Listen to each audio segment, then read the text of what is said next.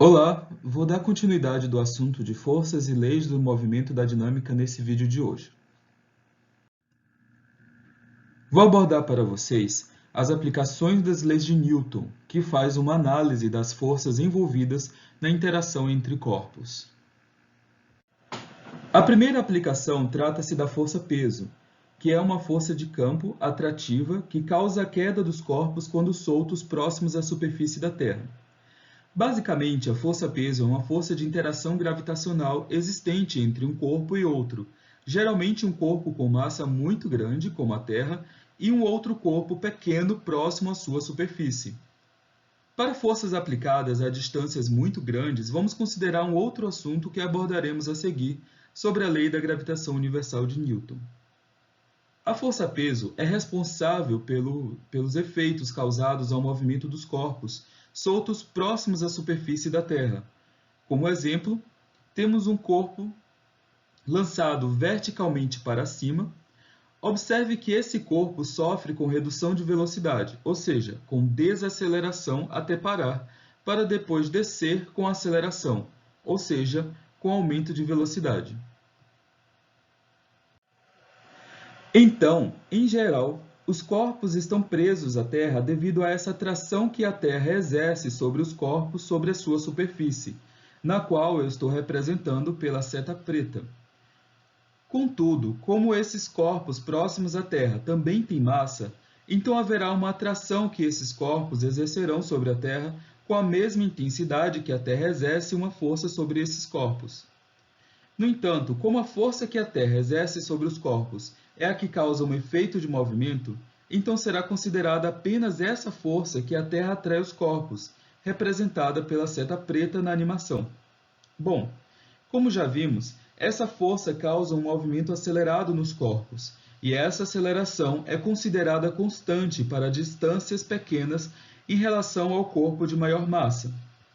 No caso da Terra, a aceleração da gravidade terá valor de 9,80665 metros por segundo ao quadrado.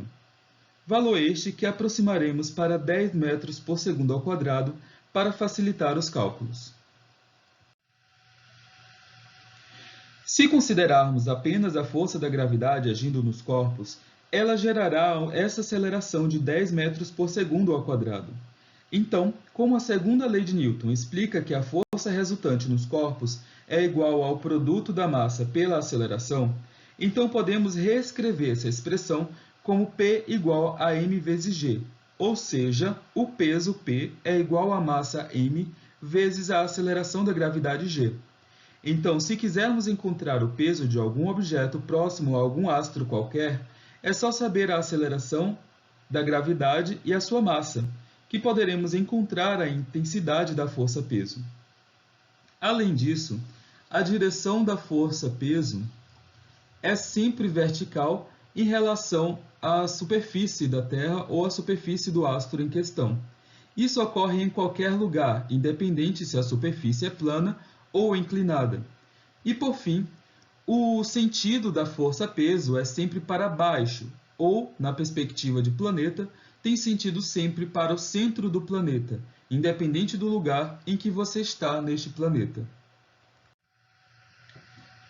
Vamos a alguns exemplos de aplicação. Neste primeiro, calcule a força-peso de um objeto na Terra de massa 20 kg. Então, sabendo que o peso é igual à massa vezes a aceleração da gravidade, substituindo os valores, temos que o peso é 20 vezes a aceleração da gravidade, que é 10.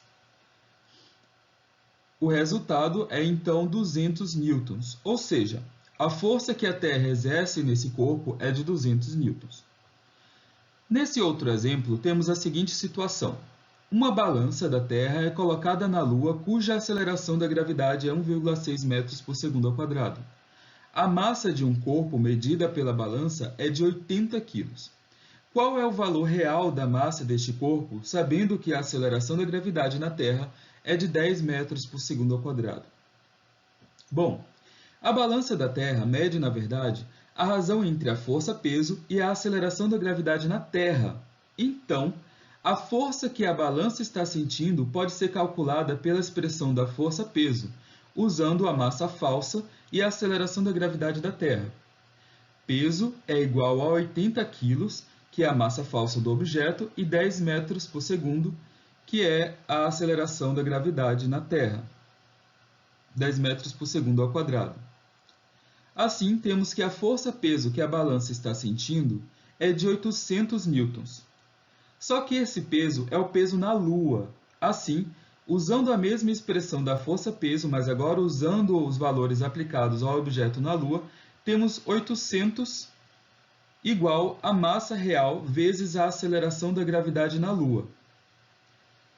Substituindo os valores, temos 800 igual a massa vezes 1,6, dividindo à esquerda, temos massa igual a 800 dividido por 1,6, dividindo 800 por 1,6, temos a massa real do objeto, que é de 500 kg. Bom, há uma outra forma de resolver esse problema, de uma forma bem simples. Se você achar, comenta aqui embaixo o que você fez. E até a próxima aula.